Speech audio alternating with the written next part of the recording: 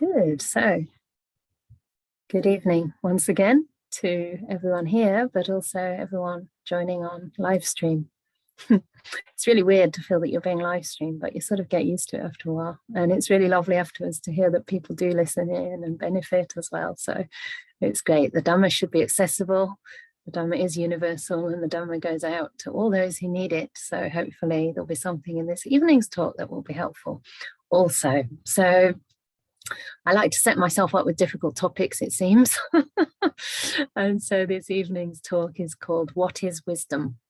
And I'm not sure I have the answers, but I can give a few suggestions and you can look in those directions and see if that speaks to you. So, of course, this is the fifth of the Indriyas. We've been looking at the 5 spiritual faculties or Indriyas this week, along with virtue, the first evening. And wisdom is, of course, the ultimate goal, in a sense, of the entire path. So even though we've talked a lot about the beauty of virtue and the joy that brings and the energy and the mindfulness and, of course, the bliss of deep stillness, the bliss of wholesome states, it's not the goal in and of itself. It's a way toward the goal. It's something that everybody will go through at some time. It's not that whether you have to go through the samadhi states or not, it's just a natural, inevitable part of the process because it's part of the Eightfold Path. But it's important to remember that the goal of the path is not those still states of mind, although, of course, we learn a lot about letting go, about non-self along the way. But the real goal is to develop the wisdom that removes the fetters that bind us to this cycle of birth and death.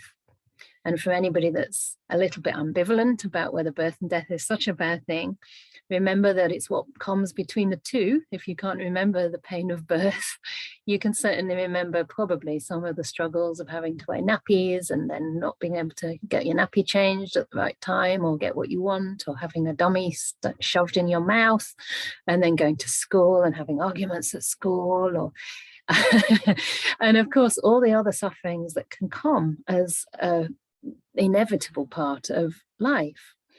And of course that increases as we age and get sick and ultimately move towards death, because we have to be separated from those things that are very dear to us. Even if we've had the best relationships in the world, or even if we've had the most wonderful, meaningful life in the world, it will come to an end. And that's not necessarily something to feel too bad about, especially if you've lived well. But over time, when we go through this cycle of birth and death, it comes to a point, I think, at least it came to a point for me, intuitively really, in this life, before I even heard about the Dhamma. I just thought, why am I doing all this again? I really had this feeling like, do I really want to kind of do just what my parents have done and get a job and get married and, have a nice career, and then what? Where's it actually leading me to? So anyway, that was a complete detraction from what I wanted to talk about. But we have to see that wisdom is something that removes suffering, right? So when we're saying removing the fetters, these are the fetters that cause us suffering. So things like doubt, attachment to rites and rituals, and of course the view of self. And then sense, desire, and ill will are the first 5 of these fetters. And those 5 are overcome in the 3rd stage of enlightenment. So when there's no more sensual desire or ill will at all, you can't get angry. You can't really have preferences in this world. And imagine the relief of that. That doesn't mean you're somehow like less emotional or you don't live life or feel life fully. It just means that those afflictive emotions don't trouble you anymore. So you're much freer to enjoy your life and be of service to others. So wisdom can be for 2 purposes. It's not that wisdom only happens at the end of the path. Of course, it does happen at a deep level as the result of samadhi. Samadhi pachaya yatha bhuta jnana dasana, the Buddha said, which means that seeing things as they really are is caused by the deep stillness, or the deep stillnesses, the jhanas, are the cause for that clear seeing into the nature of reality. But also we can develop a lot of wisdom into the process of meditation. In other words, how meditation works and how it works to overcome the hindrances, how it works to really give us a better quality of life and bring more meaning to our lives and help us to live in more beneficial ways. It starts to purify the actions of our body, speech, and mind in ways that really become a service to ourselves and others. So we start to use this body as a very good vehicle for doing good in this world, and of course use our mind and our speech. So an important aspect of wisdom, of panya, the Pali word for wisdom, is that it's not knowledge. It's not about what we know. Yeah, it's actually experience. So it's the difference, for example, between hearing that rain is wet. You know, hearing that rain is kind of, when it lands on you, it's sort of a bit tickly or a bit cold, and actually experiencing the rain, going out into the rain and experiencing that rain on your face. How does that feel? It's a direct experience that can be known to you. Ajahn Brahm has a nice little phrase that I found actually after contemplating this. He says, wisdom is not learning, but seeing clearly what can never be taught. So it is yours, it's your personal experience. It's not that the Buddha can't suggest the direction in which to look, because obviously we need teachers to give us another perspective and to give us a sense of which way to incline the mind. But it can't be taught in the sense that nobody can plant that wisdom in your head. It has to arise from a result of clear seeing. And I was thinking about this even further and talking with a very close Dhamma sister. And she said, I think you can't even say wisdom and insight are the same. You can have insight into the three characteristics. You can have insight into suffering, impermanence, and non-self. But it only becomes wisdom when those insights transform the mind. Until it's really integrated, we can't really call it wisdom. It has to have an effect on our lives. There has to be a consequence of those insights to make it really wisdom. And that integration can take time. It has to kind of percolate, you know, through the body and mind and become a part of the way you relate to life. Yeah.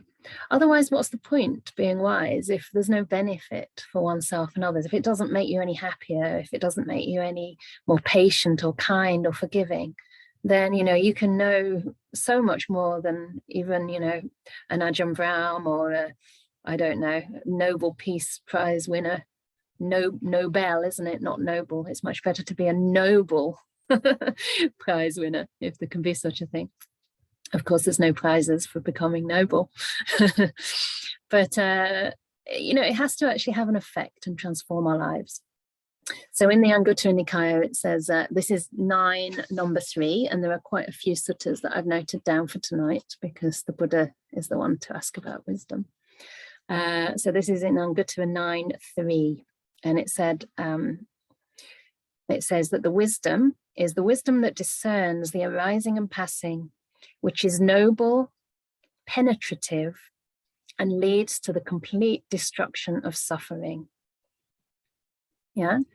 So it has to lead to the end of suffering. If it's making you more miserable, it's not really wisdom. So if you're worried about things like cessation or things like, I don't know, just hearing all the time about suffering and you're worried it's going to make things worse, then that's not really wisdom. I mean, wisdom is what actually frees and uplifts the mind. So if it's not going in that direction, it's probably still knowledge, or it might even be doubt, right?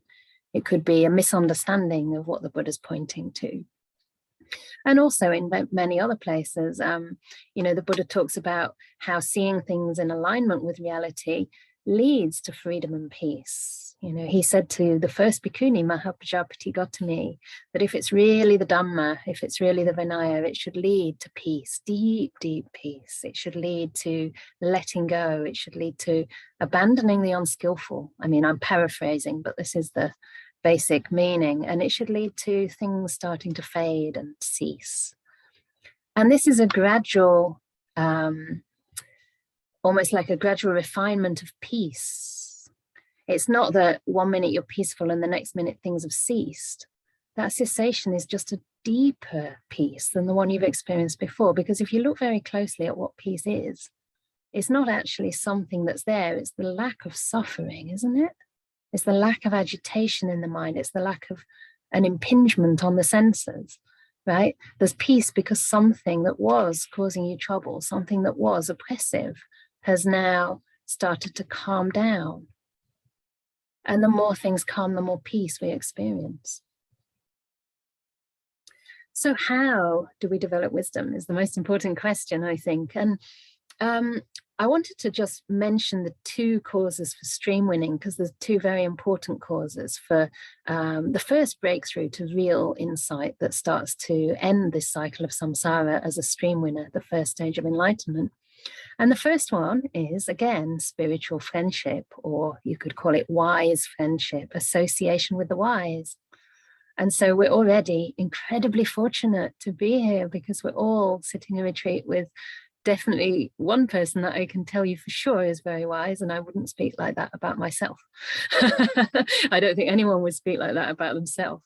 But I have a lot of confidence, that I'm hearing the Dhamma not just from somebody who understands it intellectually through what they've read and what they've learned, but somebody who has actually imbibed the teachings and transformed themselves at a very, very deep level and had those insights into things like non-self. And so the reason that spiritual friendship is, as the Buddha said, the whole of the holy life, is because one who has good friends in the Dhamma is bound to take steps on the path. It's inevitable that they'll start to become more virtuous, that they'll start to restrain their senses in wholesome ways that actually bring more happiness for ourselves and others. And they'll naturally start to develop mindfulness and stillness, as a result of which, of course, this wisdom will arise. And so that relates to the phrase paritagosa, which is one of the first factors of stream entry, the essential factors. And it literally means the word of another. And by the word of another, it means somebody who's seen the truth, because we're all conditioned, right? We're all completely conditioned. I mean, there isn't even a we or an I that is conditioned. It's just what we're seeing manifest is a whole heap of conditioned processes. It's not that you're not there, right? Because there is an arising of these processes. It's just that we wrongly, appropriate it as a being or as a self. So we're appropriating something that is not self as self. It doesn't mean there's nothing there. But we need the word of somebody who's seen this to put that idea in our head, so to speak, so that if we do get into these deep states of stillness, there is a chance that we'll look in the right direction. And again, another Dhamma friend told me a lovely simile. They said, it's like if you're going into the forest, and before you go into the forest, somebody says, oh, in the forest, you might see a squirrel. Even look out, be on the lookout for a squirrel. And if they say that to you, you're more likely to see a squirrel than somebody who isn't on the lookout for one, right? So it's not that you're imagining what you're seeing. It's not that because it's been suggested that there's a squirrel, you're just imagining a squirrel in the trees. It's just that you're actually on the lookout for one, and you know that it has a significance and a meaning. Maybe it's important to see this squirrel for some reason. Obviously, well, maybe if you can see that squirrel as dukkha, anicca, and anatta, as impermanent and non-self. But you can actually see suffering in little beings. They look cute and fluffy, but have you seen how nervous they are? Always looking around to see if anything's coming for them. A bit of a sad story came to mind, but I'll spare you because it was a bit horrible. But a squirrel basically got chased by a greyhound. I was with Ajahn Brahm at the time, and we both thought this greyhound was really nervous because it was trembling, and we were like, oh, poor thing. But actually it was excited to go and chase this squirrel, and it actually got hold of the poor thing. That was really interesting, because we both looked at each other and said, there's an example of like our mistaken perception, because we were feeling like this poor dog, so nervous. But actually it was really, charged up with the kind of thrill of the anticipated chase. So that was very sad. But anyway, I didn't really think to bring that up about the poor little squirrel. But if we do know what to look out for, we're more likely to look in that direction. And that is one reason that spiritual friendship is so important. And then the second factor of stream winning, equally important, is yoniso manasikara, which means like the work of the mind or awareness or attention that goes back to the source of things, that looks right into the source, where things are arising from. So it's not only that we see arising and passing. I mean, that's kind of easy to see, especially if we train our perception to see that in a very subtle way. We can see the arising and passing of all kinds of mental and physical processes, but it's also understanding how they arise and how they cease, what leads to their arising, what leads to their cessation. So this is kind of, it can be insight either into the process of meditation. These things can happen, you know, long before jhana. You can start having a feeling about how things arise and pass. Or it can also be at a much deeper level, you know, when the mind is free from hindrances and you can see things literally just ceasing and fading away. An example of seeing that in just ordinary practice can be, you know, in working with things like, for example, sadness or feelings of hopelessness or an emptiness inside. Somebody was talking about that yesterday, and I think, you know, we all experience these emotions from time to time.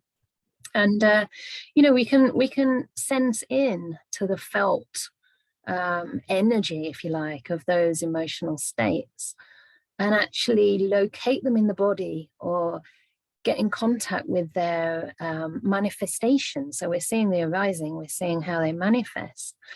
But also, I don't know if you've noticed this, sometimes it can lead to certain thoughts that are kind of in attunement with that energy that you feel. So if there's a sort of sadness, then all the thoughts that come up as a consequence are also tainted with sadness. You know, it's all the sad thoughts about things that have gone wrong and why things will never go right again and how it's going to be in the future, looking at things in a very sort of sad and lonely way.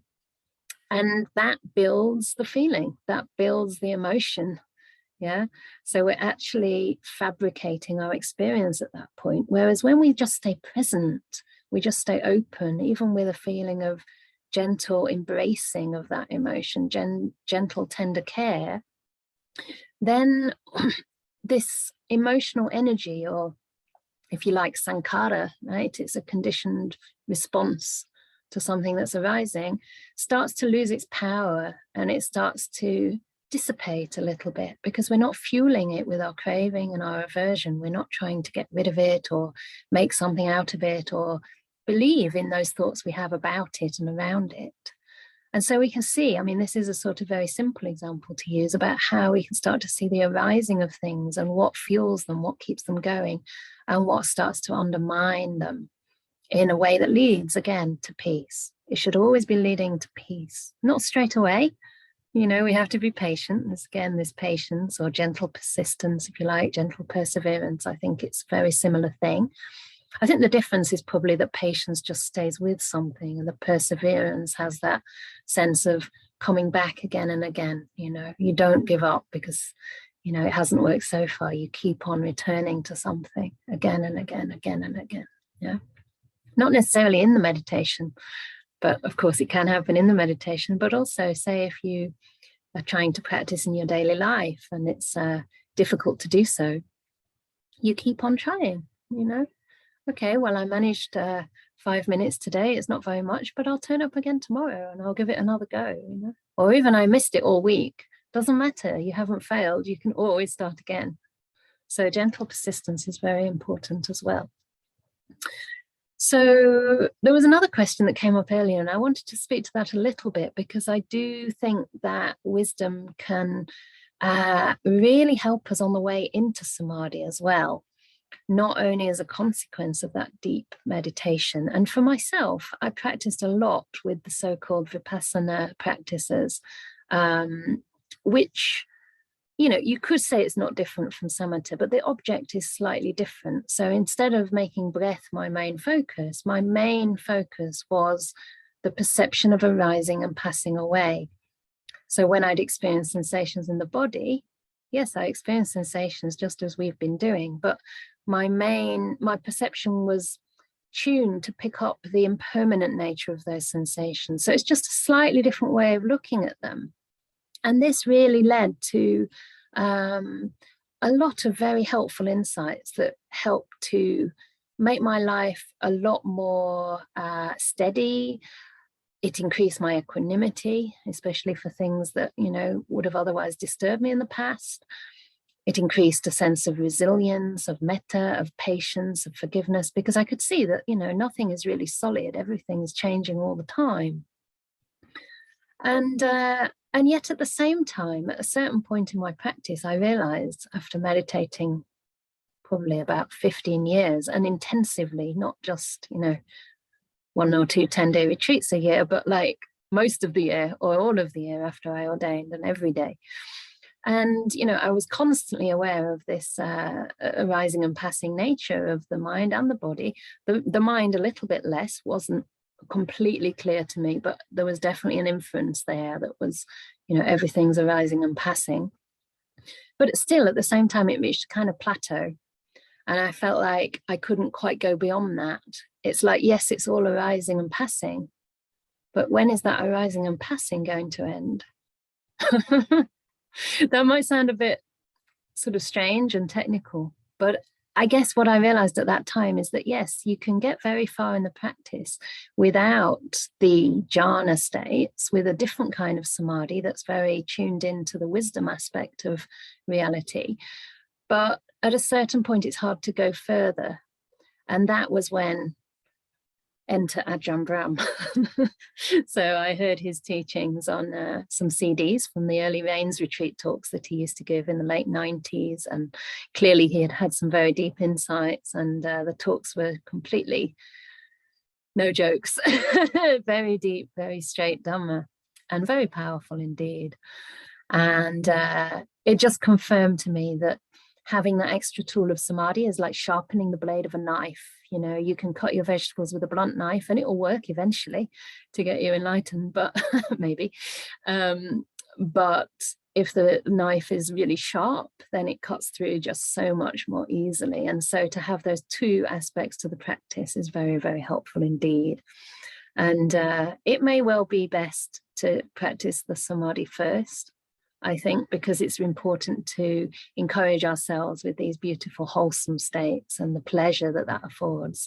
It makes it easier, I think, for many people then to, in a sense, cope with those deep insights that arise, because you realize it's not going to break you in any way. It's not going to leave you bereft of anything that's very valuable to you. It's actually going to enable you to let go of suffering. You know, and the more you practice, the more peace and joy and selfless peace, selfless kind of joy you will experience. Yeah, states like loving kindness and compassion, altruistic joy, and equanimity as well. So it's like the deeper the samadhi, the deeper the wisdom, the deeper the wisdom, the deeper the samadhi. So that in that sense, these two things roll around each other and increase and deepen one another. So also, I wanted to just go into the last little part of the sequence that we talked about yesterday, because yesterday we spoke about the beautiful happiness that can arise on the way into the jhanas. And today I want to just talk about the next sequence, again, that the samadhi is the proximate cause for seeing things as they really are. Yeah. So again, it's not just for blissing out. It's not just for a peaceful abiding, although that can be a great relief and a very nourishing and insightful experience in and of itself. But there's a kind of consequence to that, and almost a responsibility to then use that very powerful mind to look in the right direction and go a little bit further.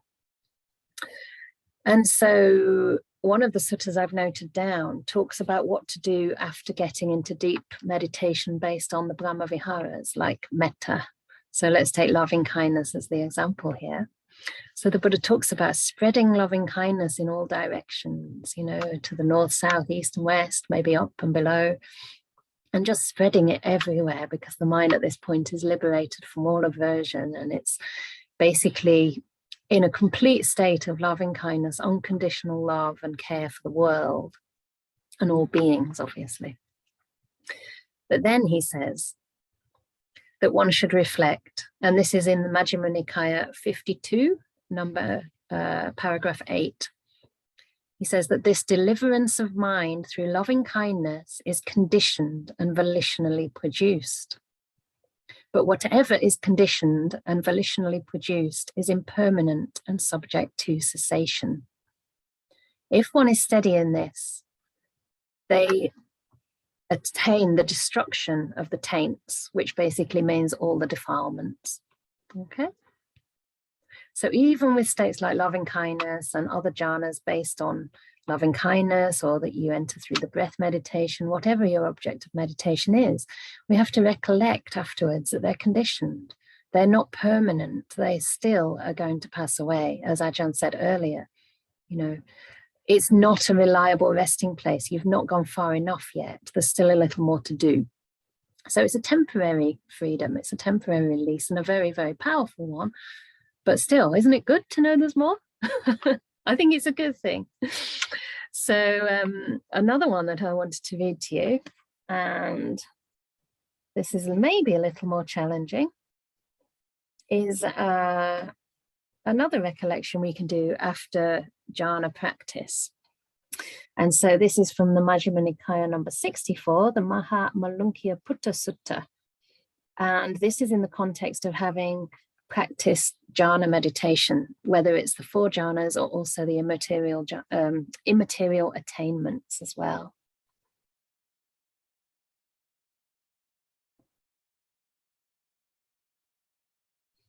So the Buddha says, whatever exists therein of feeling, perception, formations, and consciousness, one sees those states as impermanent, as suffering, as a disease, as a tumor, as a barb, as a calamity, as an affliction, as alien, as disintegrating, as void, and as not self.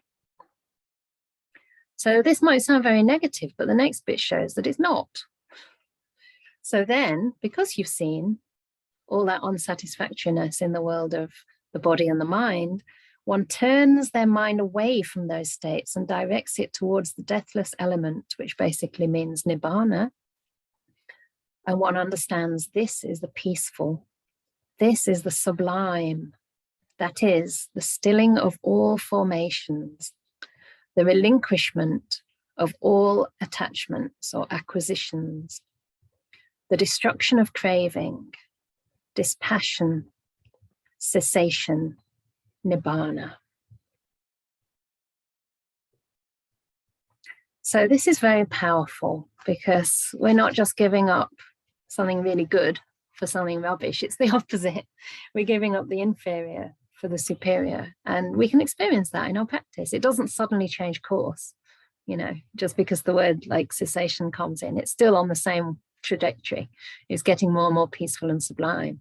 It's just that we can't quite understand this in terms of in the language of a self, because we really do believe there is one, and so we get really scared when we're told that's going to disappear. But actually, if you just see it as suffering disappearing, then what is there to fear? So, I mean, this is a little bit theoretical, but I do think you can experience this in your meditation to whatever degree you meditate. You can experience at the end of the sit that there's a little bit of a lessening of tension, of distress, anytime you've made peace with any experience in the mind. So the next stage after seeing things as they really are is this nibbida, this kind of turning away, a kind of repulsion. You've had enough with playing around in a world that doesn't satisfy, in a world that does create suffering. Sometimes it's okay, but, you know, it never really gets you very far. You know, it's ultimately kind of unsatisfactory and unreliable as well. And so this aspect of nibbida basically is another response to suffering. It's a response that doesn't only make peace, it's the result of making peace, but then it turns you away from that suffering and towards a deeper and deeper peace. Yeah.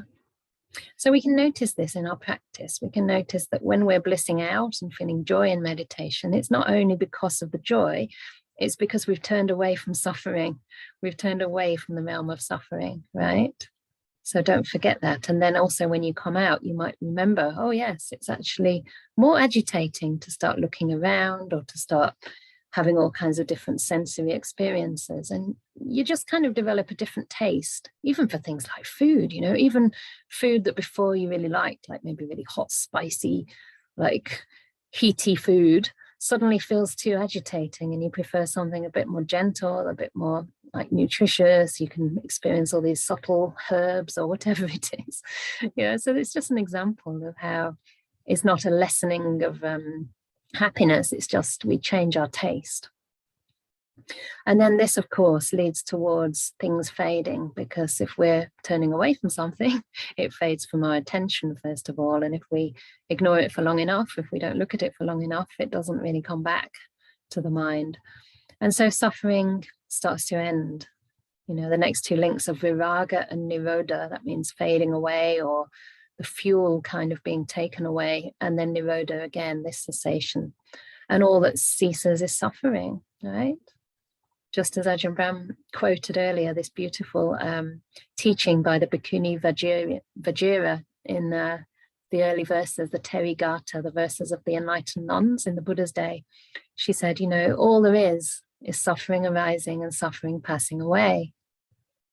For me personally, that is such a relief to know. It's such a relief. And I mean, I was practicing with that perception for many, many years. And, you know, when you are really in touch with suffering arising and suffering passing away in your body and mind, you just feel like nothing matters too much, you know, nothing. It doesn't really matter if you get what you want or if you don't get what you want. It's passing away anyway. And there's an enormous sense of freedom in that. You feel so less, your happiness is so less dependent on external conditions. You know, you really feel like you can go anywhere, be with anyone, and everything's going to be okay, because you've got this stability and steadiness and equanimity inside of you.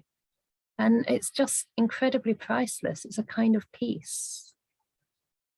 So imagine that, you know, you don't have any worries anymore about whatever happens, whatever arises or whatever disappears, because you know you have something else, you have something inside of you.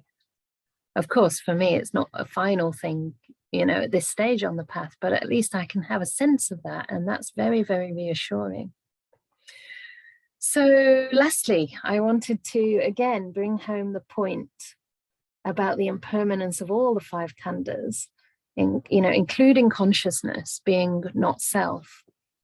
And just point out that the Buddha is encouraging us to abandon those things, not because he wants us to suffer, but because it's going to lead to happiness. You know, in the 4 satipatthanas that we've been doing with Ajahn Brahm, one of the aims of those satipatthanas is to get to the point where we understand it's just body, yeah, or it's just mind, it's just feelings, it's just mental contents. And what does that really mean? What it means is that's all it is. It's not mine. It's not my body. It's not my feelings. It's just body. It's just feelings. Sometimes people ask, you know, well, who feels? Who perceives? Feeling feels. Perception perceives. That's all. Perception has the job of perceiving. That's what it does. It's not my perception. It's just perception arising, perception passing away. And so the Buddha says, and this is in the Alagad, no, I can't say this one. Alagad Upama. It's really hard to say this one. Alagad Upama Sutta, number 22. So, and this section is called Not Yours. So the Buddha says, bhikkhus or monastics or community, whatever is not yours, abandon it. When you've abandoned it, that will lead to your welfare and happiness for a long time. And what is not yours? Material form is not yours. Abandon it. When you've abandoned it, that will lead to your happiness and welfare for a long time. Feeling is not yours. Abandon it. Perception is not yours. Abandon it. I'm skipping a little bit here. Formations or sankharas, will, conditioned volition, if you like, are not yours. Abandon them.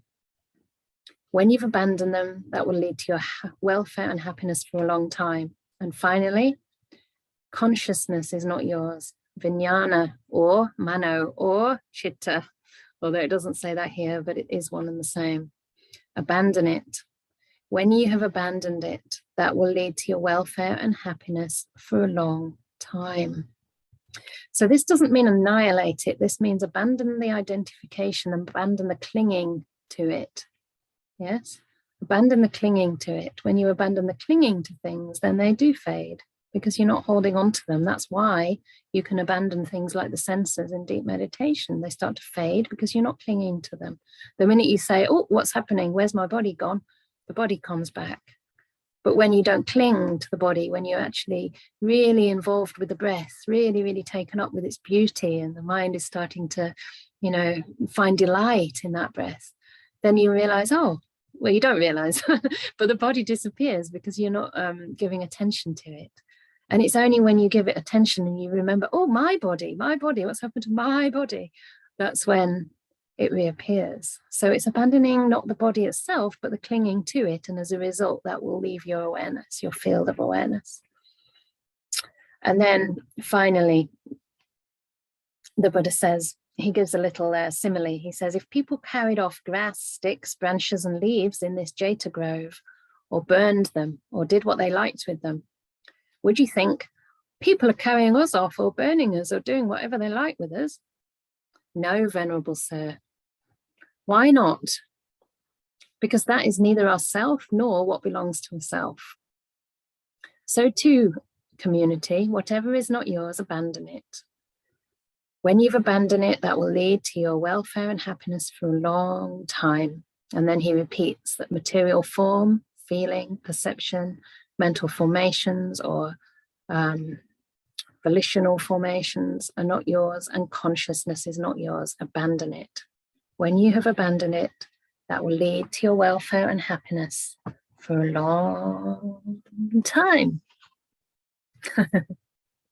So I would like to end there and encourage people that this is a path of ever refining happiness and bliss, and the things that we once thought were a lot of happiness are seen to be suffering. It becomes so easy and so natural to let them go. It's not scary at all.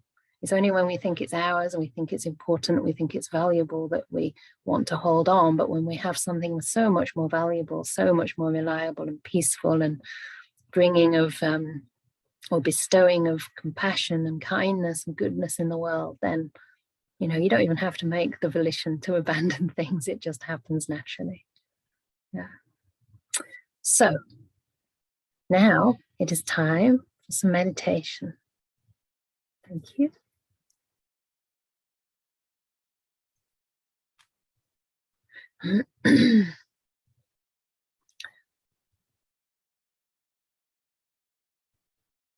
So please make not your body, just make the body comfortable, because we respect these 5 khandhas even if they're not ours. Maybe it's even easier if they're not.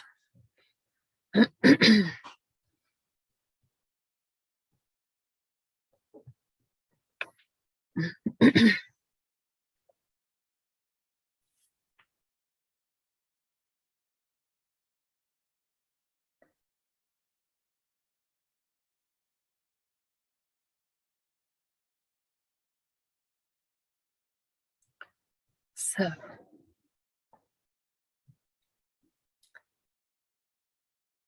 abandoning the eye sense door temporarily, we can close our eyes.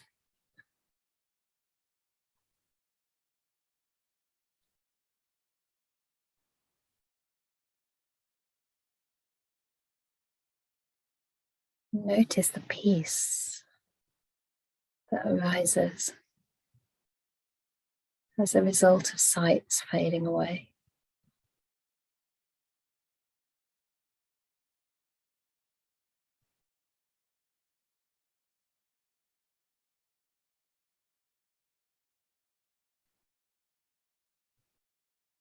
Noticing the absence of sight and the peace that brings to the mind.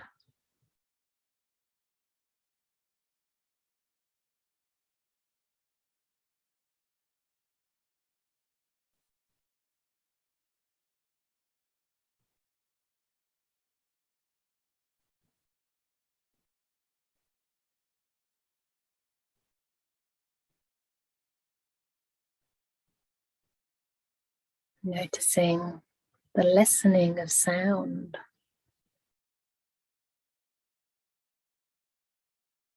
Now that the Dhamma talk has ended,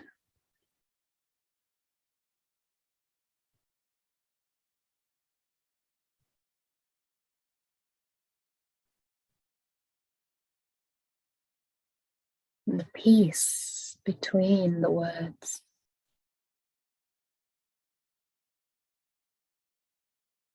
the silence that surrounds us.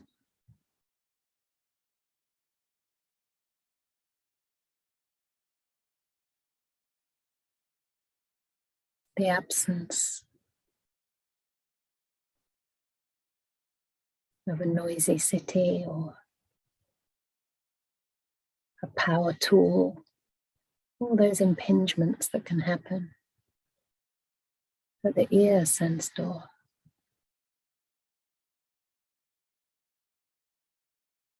Noticing the peace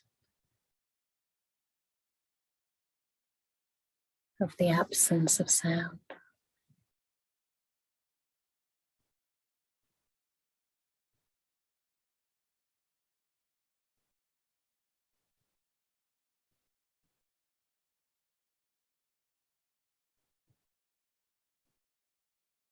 Resting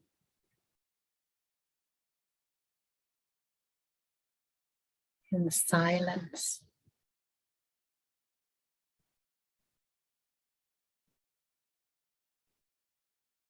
between each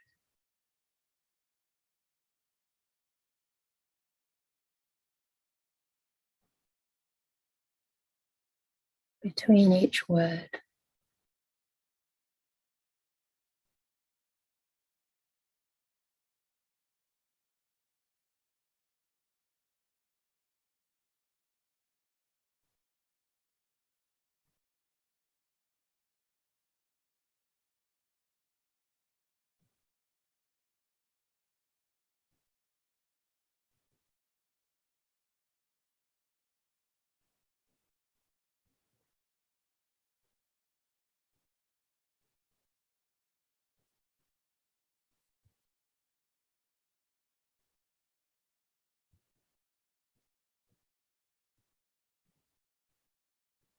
Noticing the absence of strong smells or odors.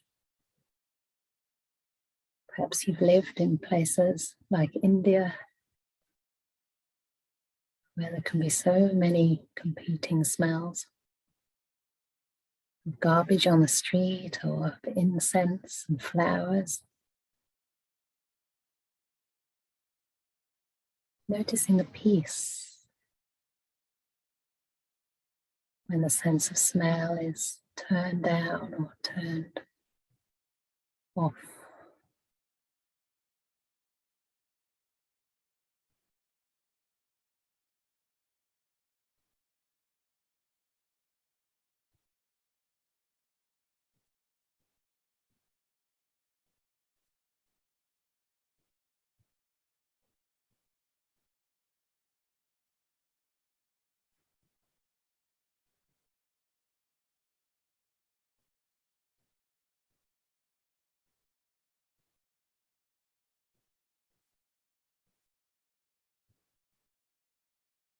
Noticing the absence of stimulating taste. Some tastes you enjoy, some may be disagreeable, even repulsive to you. Noticing the peace that arises when there's an absence of taste.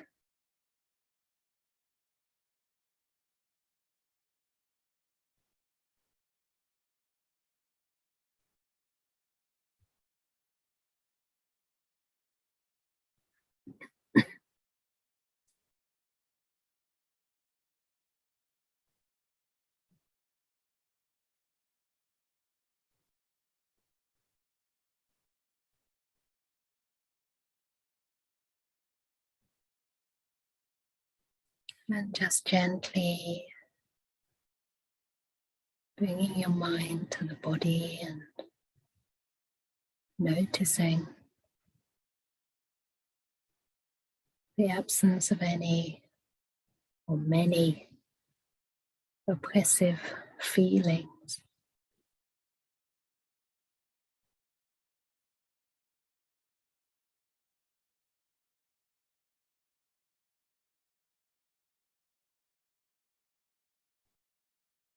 Tuning in to the subtle feelings, sensations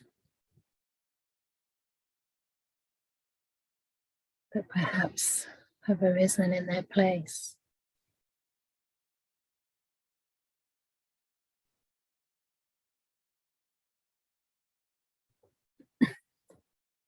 Or perhaps a disease that's no longer there, a headache that ceased.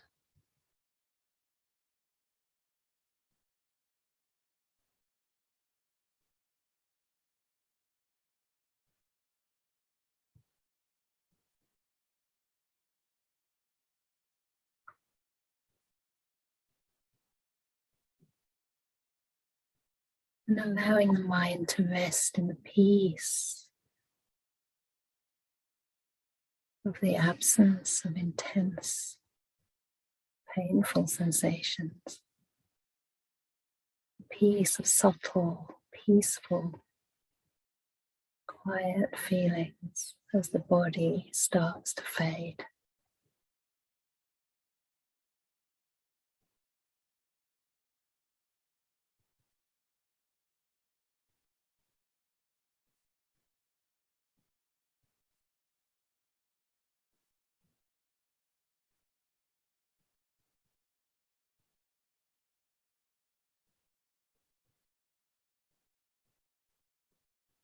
It's not yours anyway.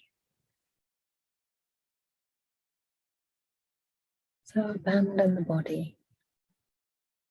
Abandon any clinging to the body as me or mine.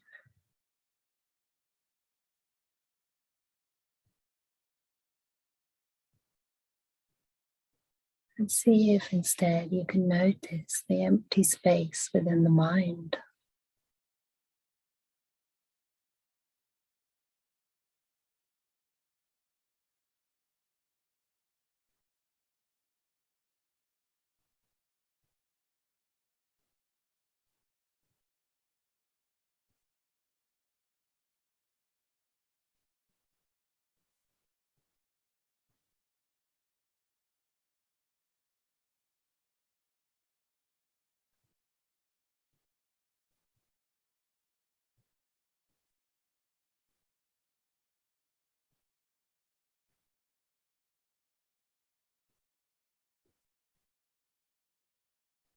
Being contented with any amount of peace.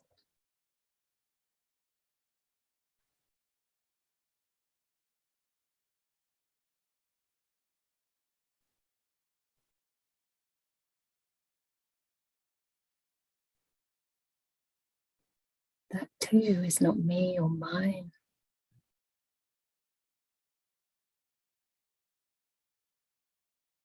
So just appreciating any peace that arises, however long it lasts.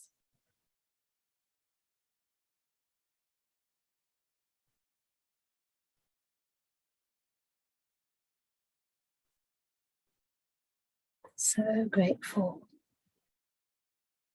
just for one moment of peace.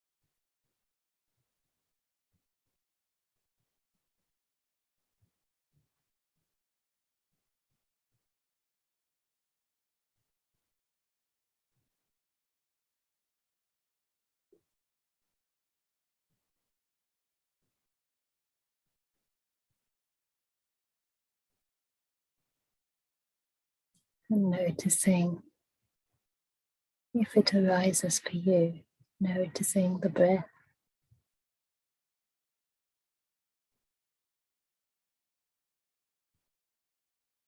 The simplicity and peace of the breathing.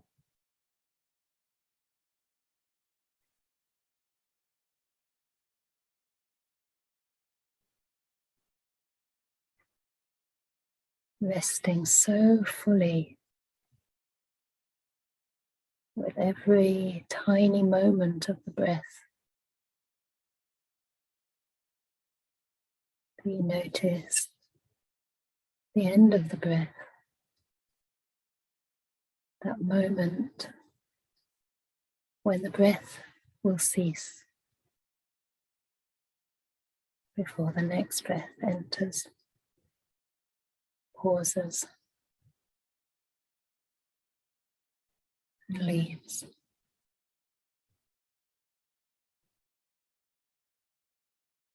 Noticing the peace in that space between the breath.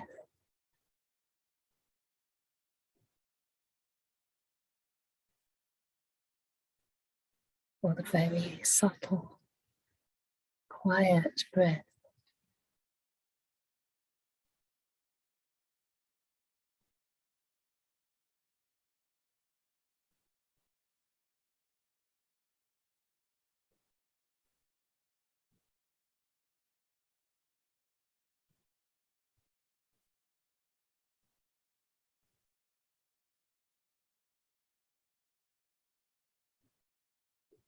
Whatever arises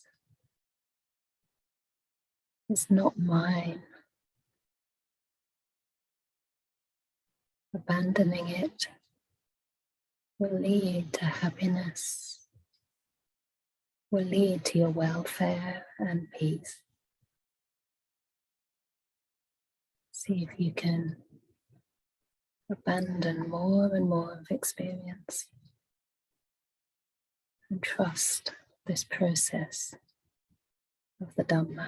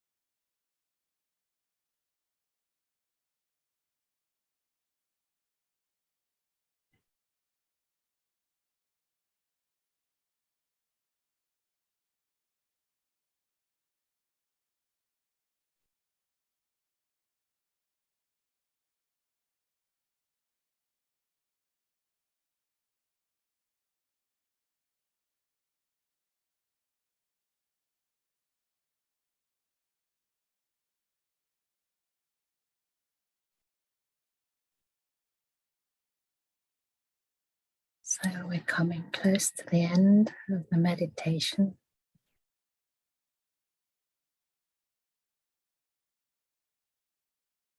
And to gently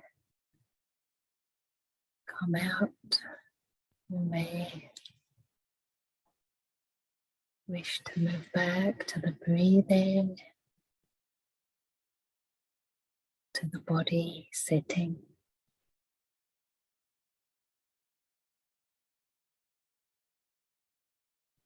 to the sound of each word.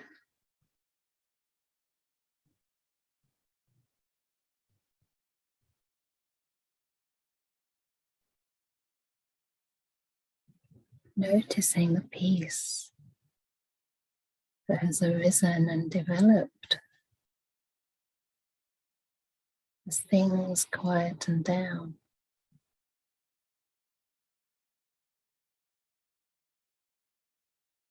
Peace that arose as other things ceased.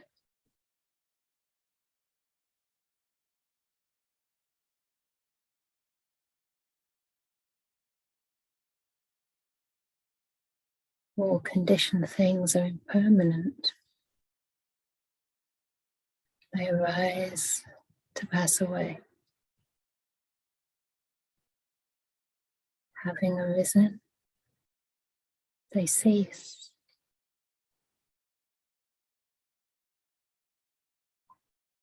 And in that ceasing is the bliss of peace. So said the Buddha.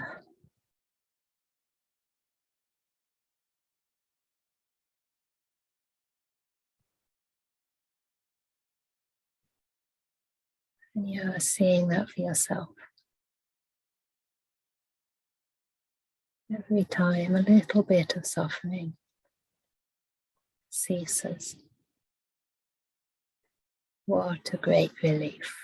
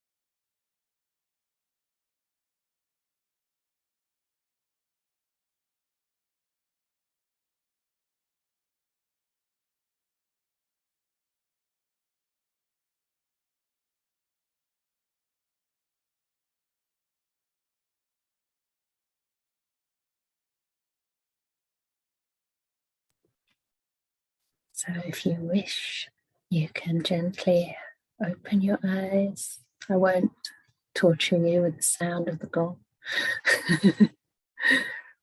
It's a little bit tinny.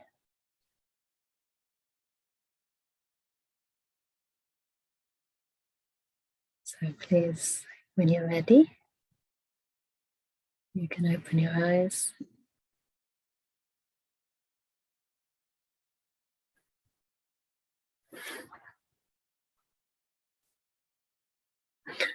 And we have 20 minutes for questions. So inviting you to ask anything you wish. Please keep it as concise as you possibly can so that many people have an opportunity, unless there are no more questions.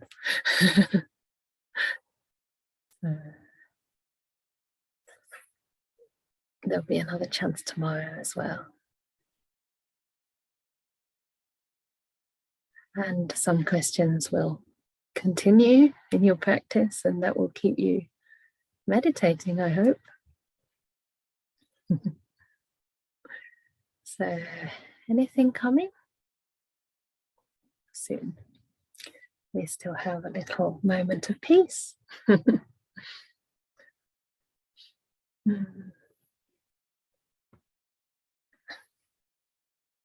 do you like that meditation? That came on the spur of the moment. Okay? Leah looks not happy. Is it true?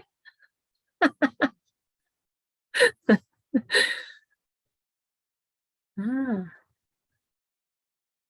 Oh. It's probably just for your poor folly faces. Okay. Somebody's asking about the project, but I'd rather keep that for tomorrow if we could. I know you haven't asked many questions, but I don't know, it's kind of hard even when teaching to come out of the meditation and start thinking about projects. Yeah, we'll try and think about that a bit tomorrow, because it's not really obvious to me. I'm glad you like the talk, Samantha. Okay. All right. I believe my strongest experiences in meditation have something to do with the process of sleeping, or the time when I'm about to fall asleep. And according to my crazy experience of disappearing, it was as if all my aggregates were sleeping, but the mind consciousness, instead of following them, remained awake. So it's as if you must find a way to let go of the body and the thinking mind, and let the body and the thinking mind go to bed, but on the other hand, preserve the mind consciousness awake. Training and non-interfering mindfulness. Yeah, I like that idea. If your mind consciousness was awake in the meantime, what would it see? But it is awake, right? Anyway, may I ask your opinion about the relation that seems to exist between meditation and sleep? Okay. Well, I mean, there is a place in the suttas where one of the Buddha's chief disciples, the Venerable Ananda, his attendant for 45 years, actually did work really, really hard to meditate and to basically experience the third three stages of enlightenment, the last three stages of enlightenment. It's a bit of a strange story because obviously he knew what to do. He was already a stream winner. So in that sense, he was already very wise, but still he was working really, really hard and meditating, you know, throughout the whole day and most of the night, I think, to go deeper, because he had to appear at the first council with 500 fully enlightened beings. And he wasn't fully enlightened yet. The Venerable Ananda is the one that memorized all of the Buddha's teachings, because he was around him night and day, and his sort of deal with the Buddha was that he'd be his attendant as long as he would never miss a single teaching, and if he would miss one, then he asked the Buddha to come and repeat it to him afterwards. So he was extremely of great service to the Buddha, and also extremely knowledgeable in all the suttas, and had this amazing memory. So anyway, he knew what he was doing, but somehow he was working too hard, and then having developed that very, very strong mindfulness, he suddenly realized it's time to go to sleep. So he went to lay down on the bed, sort of accepting that, okay, well, I didn't become fully enlightened, but never mind. So there was a sense of relaxation, which came after that really diligent practice. So finally he started to relax, and he actually was moving his head towards the pillow, and the legend goes that he then became fully enlightened. So it may well be that in that particular case, there was something related to that sense of not yet sleeping, but using the mind as if it were to sleep. In other words, letting go, accepting and relaxing completely without any craving or wanting in the mind. So in that sense, there might be a slight relationship. I mean, I think the relationship is probably to do with that relaxation. But you're quite right about how in meditation we have to almost like allow the other ones to sleep, or to turn right down, as it were, but the mind has to remain awake. And the problem often with meditators is that the so-called doer might start to disappear and stop and get sort of sleepy and forget its role. It might get out of the way, but also the knower goes to sleep at the same time. So just as you're about to kind of, you know, stop doing and you're getting quite peaceful, it's like the knowing mind is also falling asleep. That's the common thing with sleep. In meditation, the knowing mind doesn't fall asleep. It has to stay awake. So it is as though it becomes very, very energized. It's as if the energy that was going into doing things starts to go into the knowing instead. I mean, this knowing is not a being, right? It's not a permanent thing, but it's a kind of process of knowing. So the mindfulness wakes up. So yeah, you could say it's a non-interfering mindfulness, and it becomes powerful precisely because the doer has so-called gone to sleep. And the way that doer usually goes to sleep and starts to back off is when you're enjoying your meditation. So when you can like realize that that peace is arising, that bliss is arising, precisely because you're not interfering, then there's an incentive to stop interfering. Yeah. The problem also can happen though, that if it's not quite gone to sleep, so to speak, when the bliss starts to arise, this doer comes back and goes, "Ooh, let me have a look, let me hold it, what's going on?" I call it sticky fingers. It might be Ajahn Brahm that called it that, but these days I honestly forget. So brainwashed, so in a good way. But I saw it like that in my own mind sometimes. There's this bliss happening and everything's getting nice, and it's because the doer's backed off completely, but not quite. And so the bliss comes, and my mind's a very curious, very inquiring mind. It's much more on the wisdom side, I would say. It's very, very analytical. So it wants to know what's happening, and it wants to be there to experience what's happening. So this little sticky fingers come in and sort of, it's not even verbal at that stage. It's just like a slight wanting to be there, and then it's amazing that the bliss recedes. But then if you're aware enough and you know what you've done, you let go again of the doing and the bliss comes back. So it's really interesting. I find this process quite interesting. So I think that's something similar to what you might be saying.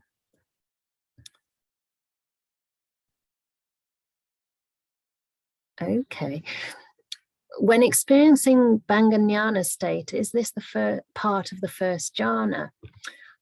Interesting question, because this is obviously, you understand that I've done a lot of Vipassana practice. I'll be familiar with this Banganyana.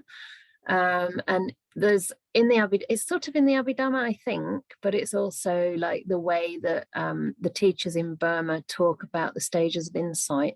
So basically, in the beginning, you experience sensations, just sensations, like how it feels. Is it pleasant, neutral?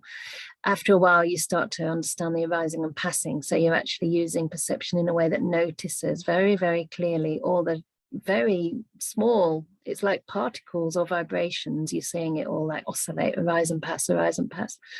And the Banganyana state is when the passing is more quick, is more noticeable than the arising. So everything feels like it's just like sandbanks, just falling, like faster than it can possibly build up. It's like everything's like sand just slipping away from the side of a bank, basically, is the only way I can really describe it. Everything's falling away. Like everything in the body feels extremely ethereal and like substanceless. There's nothing solid at all. And it's not really part of the first jhana, although there is a strong samadhi that along with it, because you're so engaged with every small tiny moment of that state that the continuity of awareness is extremely strong. So it's definitely a type of sustained awareness. But my understanding is that because the object is an object that's moving, and that's what's meant by Kanika Samadhi, not that the samadhi is momentary, but the object is momentary. The samadhi is very stable, but it's not going to get you into a jhana, a proper samadhi jhana. It's a very strong kind of sustained awareness and a kind of samadhi for sure, which some teachers say is equal or equivalent to the jhana, or at least to upachara, so jhana, like just before jhana. But it's not going to get you into the jhana proper because the object is unstable, it's unstable. This is what I've understood from teachers like Shaila Catherine and my other teacher, Bhante Ujagara, who is someone who's practiced the Patak method all the way through, very, very high levels of practice. And so he's practiced the samadhi states and also the deep insight states through a similar method. So I don't think it really matters if it is or not, but the jhana states that we're teaching here, that Ajahn Brahm's I would say constitute his main vehicle into the deep insights. They are quite different in that they are starting, they deliberately overlook change at that stage. Like you're actually resting the mind on the stable part of the experience, on the thing that isn't changing. So you're trying to still the mind very, very deeply. So it appears that this light is not moving. For example, the first time I was seeing a light was actually in a Vipassana, and the light was also arising and passing, like not going, it was like a sheet, but it was like in it was oscillation, because my perception was primed to see impermanence. So, and that is, I mean, it depends who you talk to as a teacher, but I don't think that's the same as the kind of still nimittas that we're talking about here. So I don't know, I hope that's not confusing everybody, because we are talking about slightly a method that isn't being taught here, but it's all good basically, because it's all leading to the same place. And as long as you're focusing on impermanence, non-self, suffering, and also stilling the mind, calming the mind, and basically dissolving those hindrances, then the path is going in the right direction. So some people are more wisdom on the wisdom side, other people are more on the samadhi side, in the sense they have a natural inclination to jhana kind of practice.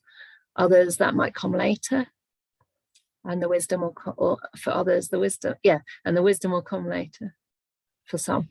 So it depends from person to person, which is why we can never really measure or judge our practice or compare ourselves to anyone else. It's completely purposeless.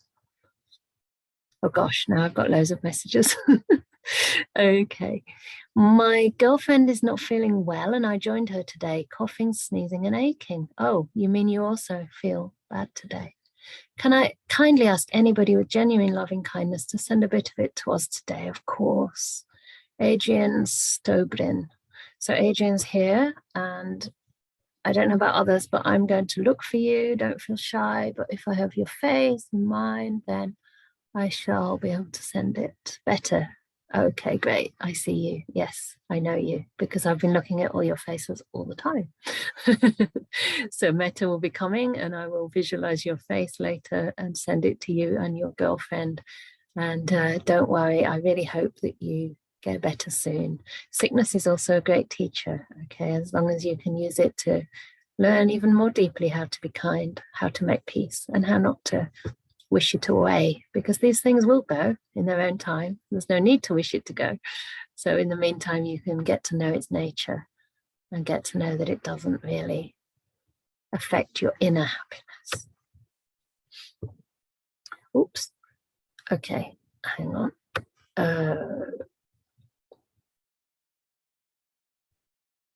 Okay, thank you for this systemic guided meditation. I finally understand what it's like to let go of the body. Thank you. Oh, lovely. And a very deep and good Dhamma talk. Thank you. Good. Well, you're thanking me, but yes, I'm very happy that that landed. Where in the body is the gentlest place to be with the breath? Well, the very gentlest place to be with the breath is just in the mind. So to not really locate it in the body. In the Vipassana tradition, I used to locate my breath, like we were told specifically to locate it underneath the nose. So like on the area of the upper lip.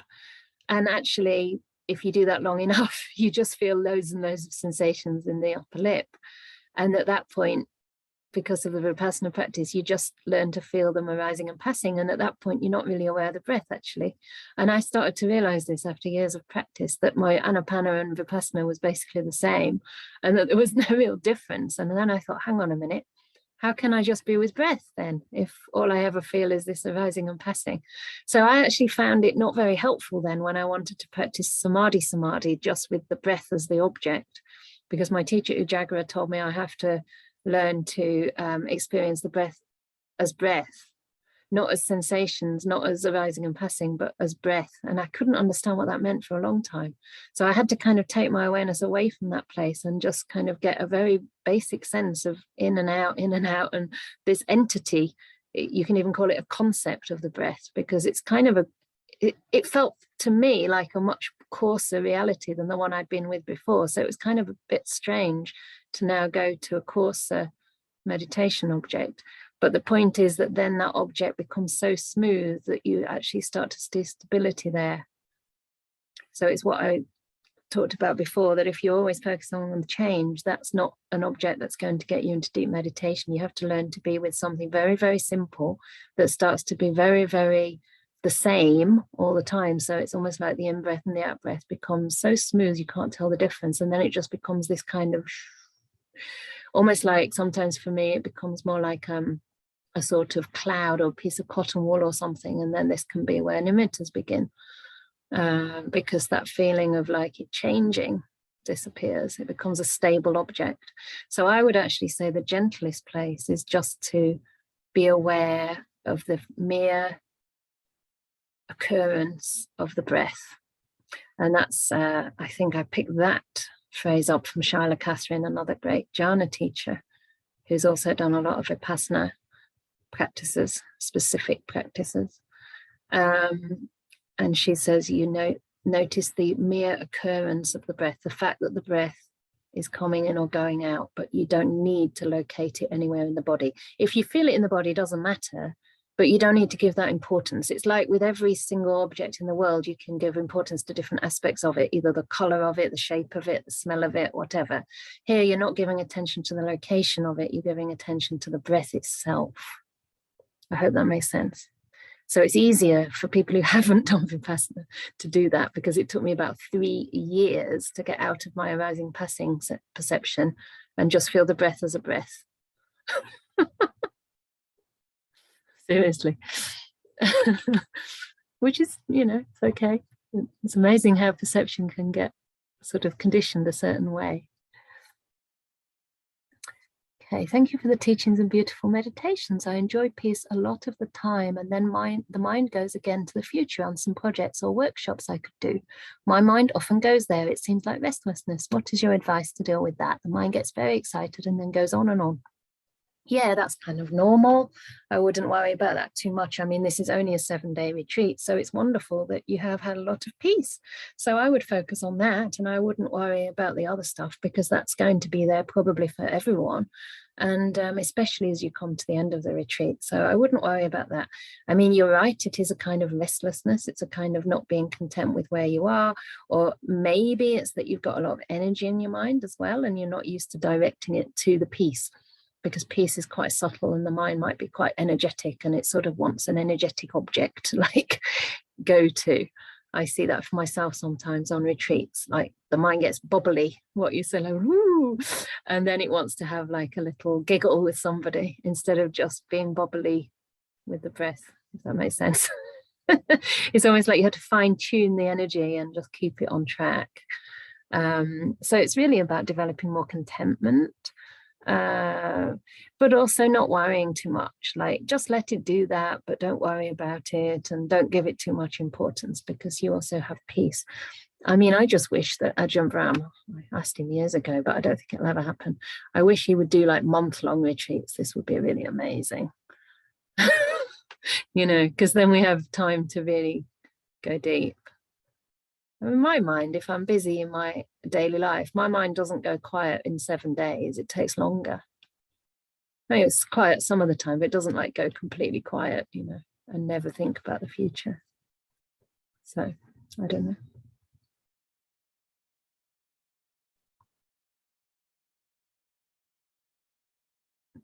Okay, so someone's sending a question. It's more like sending a message of gratitude to Ajahn Brahm. Yes, indeed, I will tell him that, because that yesterday's talk meant a lot to somebody, as if it were just for them. And this is one of the beauties of Ajahn Brahm's teachings. Apparently somebody told me just before this one that the talk he gave this morning was for me, and I'd had no idea. Well, I sort of knew, but yeah. Anyway, it was due to something that we talked about before the talk, and that it was clearly speaking to me. And everyone feels like that. This is the amazing thing about a good Dhamma teacher. They sort of, you don't always feel it every time, but there'll always be something there that speaks to you, and it's almost as if it spoke to you. It's just the magic of the Dhamma. So yes, I'm very glad that you receive purity, love, and love of the Dhamma from Ajahn Brahm. That's wonderful, because there's plenty of it there. So yes, I will pass on that message. Due to sexism, girls are identified with their bodies so heavily from a very young age. It's gotten more extreme with social media. As a monastic woman, do you have any insights? I do think it's true that we internalize, the toxic elements of the patriarchy, but all of us do, actually, not only girls. We all have internalized patriarchy. I'm not sure. I mean, I'm not hanging around a lot of young girls, although I do have a niece who has grown considerably in the 2 years that I haven't seen her. And she probably is starting to bother about how she looks, but I'm not so sure it's different for my nephew, to be honest, because he's also very, very sensitive. If you say anything that could be seen as, I don't know, anything, like he's quite tall, really tall for his age, and so sometimes people say he's a big boy, and then he gets very upset because he thinks that means he's fat, So I'm really not sure if it's very different for boys or girls. It might depend on how sensitive someone is. But certainly if the girls are like feeling they need to look a certain way, then this is absolutely conditioned by the media images that they see and the representation of the feminine and how feminine is supposed to look. And, but I think it's both, isn't it? I mean, this is all a side of the patriarchy that we live in that wants to sort of, I don't know, almost have a very dualistic idea of sexuality. But the fact is that we're all somewhere on a spectrum. Gender's not a binary thing, we're all on a spectrum. We have the masculine and the feminine within us all. So yeah, it's very difficult to give any advice on that. The insights, I guess, that it is all conditioned, that it's nothing to do with girls. I mean, you've realized that by your question. It's nothing to do with anything intrinsic in one gender or another. It's just what we're being fed. And so I guess to have different role models as well is one of the reasons that it is kind of cool to be a nun, because I actually think we're seen as far less cool than monks. Like, it's very cool to be a monk, right? Everybody thinks it's really cool. There's always stories about forest monks and the wise old monk. When do you ever hear the wise old nun, the forest nun? It's just not really in our like history or in our books. It's always the forest monk, the tough monk who can has laser eyes and all this big monk stuff. And this is, it's not seen as cool to be a nun. It's seen as like, oh, you're a woman, why didn't you want to have children? And is there something wrong? Have you got a broken heart? I mean, I think this is even in the West. It's definitely very, very, very loud in countries like Thailand and Burma. I can't speak for all Asian countries, but those two I've lived in, especially Burma. Actually, Burma's not too bad, but Thailand, there's this idea of nuns are people with broken hearts. We failed in love, or, had a cold heart because we don't want children. And as a woman, you should want children. And so that's why you became a nun.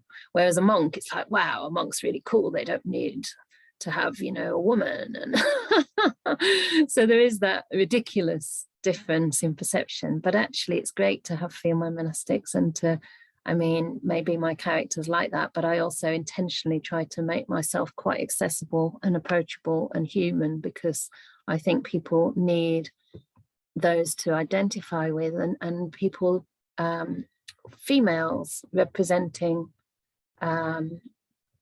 spiritual practitioners, right? Monastic practitioners as well, so that people know what it looks like. I mean, how many nuns do you know? There are 2 of us here, actually. Hello, Venerable Dhamma Dinner. And you're a very beautiful nun, although we've not met, but I'd love to meet you. But it's lovely to see other female monastics, because it shows that there are all kinds of characters and there are all kinds of reasons as well that people go forth. And we're all very different, and that's wonderful. So anyway, I don't know if I really answered that question. It is kind of worrying, and it's hard to give advice because we can't really tell them not to be on social media these days, but I guess too, if you do have a child at a young age, Just notice your own language, you know, because I notice in my family, and I hope they're not listening, but it does tend to be that, you know, girls get praised for how they look a lot. Oh, you look so lovely, clothes and your beauty. And boys, it's actually not so much in my family, but you know, it's quite common. And I've read some you know, feminist articles and stuff, so-called feminist, it's just equalist really, that say that boys are more likely to be praised for what they do and girls are more likely to be praised for how they look or what they are inside. So it directs a woman's attention or female's attention inward and a boy's outward. And then, you know, if you don't fit that gender binary, right, if you're a member of the LGBTQIA plus, or you're just, I don't know, you don't identify, so then you're bi and not bi, gender non-binary. Yeah, it's very confusing, I think. But we actually need people like that, precisely for that reason, to challenge these binary ideas. Anyway, that was a long answer and probably a bit rambly, but I hope there was something of use. Because it's a reality. I mean, you can say, oh, the mind doesn't have gender, but the fact is that depending on the bodies we're born into and how that's perceived in society, it impacts our opportunities. It impacts so many things, our well-being, even our safety. So wouldn't it be wonderful if everyone did really understand that the mind has no gender and respected each other equally? I started to practice Vipassana with Goenka also, and it was very hard for me to switch to the knowing of the breath in the way of Ajahn Brahm. Aha, okay, interesting. Yeah, so you understand my experience, yeah. Feels like going from a subtler reality to a coarser one at first, but the thing is it just takes you in a different direction that ultimately will deepen the practice. So I think it's great actually that you've done that, because it can be difficult to change methods, so to speak. And I was with that practice, I mean, I must have done 60 odd retreats, and the same with serving as well, and lots of long retreats. So it was really, you know, that was my sole practice for a long time. Oh, I love this. I'm reading this out. I'm the best example that nuns can be really cool. Thank you. I don't usually read those messages, but that's great. Thank you. I'm very happy. Not always cool. Sometimes I'm, I don't know. I can't say hot because that's the wrong meaning, but you know, I'm not always like chilled, let's say, but I'm just real. I am what I am. In Sri Lanka, being a bhikkhuni has become quite cool these days. Yay, that's good. Lots of YouTube videos on girls becoming nuns. Yeah, girls might be becoming nuns, but when you ask, they're not becoming bhikkhunis, there's a difference. Because you can't become a bhikkhuni until you're, I think, 19 or 20 or 21. So they're becoming nuns, and there are lots of nuns in Sri Lanka, but there aren't that many bhikkhunis. There's a couple of thousand, which is not too bad. It's very good for a Theravada country, which is wonderful, but they're not all having the full ordination, which means that they don't have status, but they're not recognized as part of the Sangha in the same way as monks are, and therefore they don't have the same support from the society. And even the bhikkhunis, I don't think they get like identification cards as members of the Sangha, even though they are.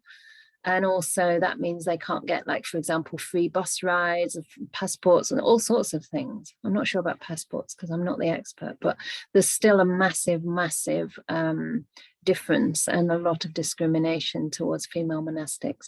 But that's good. It's great that videos are coming out, because it's, as I said, very important for us to see ourselves represented. And I remember one time going down to Dhammaloka, which is Ajahn Brahm's city centre in Perth.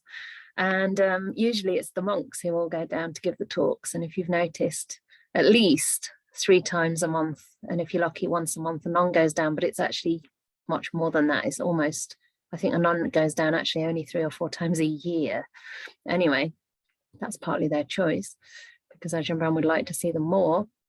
But the monks are always sitting up there on the stage. And so one time, when I was at Dhammasara, I wanted to go down to the Friday night talk, and about 3 other nuns decided to come with me. And yeah, Rennie's face is like, ooh, because she knows how rare that is. And we walked into the room and they all know there's nuns. They all know that there's a Bhikkhuni monastery too. But there was almost like a silent kind of, everybody looked at us like we crawled out from under a stone, which we kind of had because the monastery is full of stones and rocks. And they just were almost like, to see 4 nuns who looked all completely different, Sri Lankan nuns, Chinese nuns, me, you know, all completely different and with a certain aura, because you have a certain aura when you've been meditating a lot. There's a certain like peace that you're bringing with you. You're bringing the monastery, right? You're bringing your practice from the monastery into the city. And I could just feel like this. And then at the end of the talk, Ajahn Brahm was answering questions this side, and then right next to him were Oz. And we got the same amount of people lining up to talk to us as he did. And I remember he left actually, and he looked back at me and sort of smiled and said, very good, because he'd left and we still have people that we were asking questions, and he was quite pleased about that. So it just showed me that people do want to see bhikkhunis, but unfortunately here it's a bit hard because there's only me, and that means I can't be everywhere at once. So I get really kind of burned out because I do too many jobs. There's not only me, I mean, there's Venerable here as well, but yeah, I mean, you're not out and about much, I think, these days. And there were some other nuns in Amaravati, and yeah, you write stuff. You're online, yes? We'll talk later anyways, but at Amaravati there are lots of nuns actually, but yeah, again, you know, unless you actually visit those monasteries, you're not likely to see them very much. So, okay, what's this? Where did you seat my monks? Put us on the stage also. Oh, where did you sit?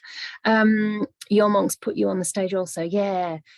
Venerable Dhammadinna, she lives in Oxford, and the monks there are really supportive. They're Burmese monks, and Sayadaw Dhammasami is the main monk, isn't he? But I think he's in Myanmar now. And he's wonderful. And he did tell me that he supports bhikkhunis quietly, he said. But he is very wonderful. And that's good. Yeah, we also sat on the stage, we did.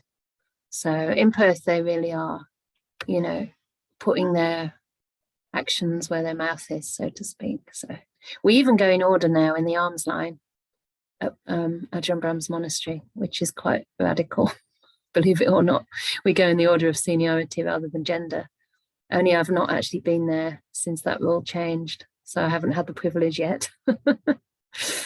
Okay, there's one more question, and I'm aware that it's a little late and maybe even a few of you have disappeared, but I'll feel free to disappear if you need to. There's one more thing which I'll address. Ajahn Brahm said something about bhikkhunis having to keep more rules than monks. Curious about what those are and why. Thank you. That is quite a big question, and I can't immediately off the top of my head answer all the different ones. Most of the rules come about because of specific incidents that happened in the Buddha's day, and then the rule arose in a response. So they were more like, it's almost like descriptive of what was happening at the time. But there are some that might be a little bit more scrupulous for nuns, which is not perhaps, some people interpret it as much stricter, like the really serious rules that we could break, are a lot easier to break for a nun. But actually, when good scholars look at those and look at the meaning in which they were laid down, they find that it's not that way at all. So it's really interesting how, you know, the sort of sexism has crept in even to our interpretation of these rules. And if you look at it through more scholarly critical eyes, and also doing cross references with the Chinese canon, you realize that some of it might have been changed, you know, since the Buddha's day. So it's not that significant, I don't think. So it's not, I mean, to me, it's not very significant. It's more about how we interpret and understand the meaning of the Vinaya, which is, again, a restraint to help the wholesome qualities increase and the unwholesome ones decrease. So I think that's enough for tonight. And thank you very much for your interesting and thoughtful and sincere questions. It's really a privilege to be of service, and it's lovely to sit with you. I unfortunately couldn't get to the group sit again, but there will be other times. So Good night, and tomorrow we'll have another chance to meet. Good night, good night.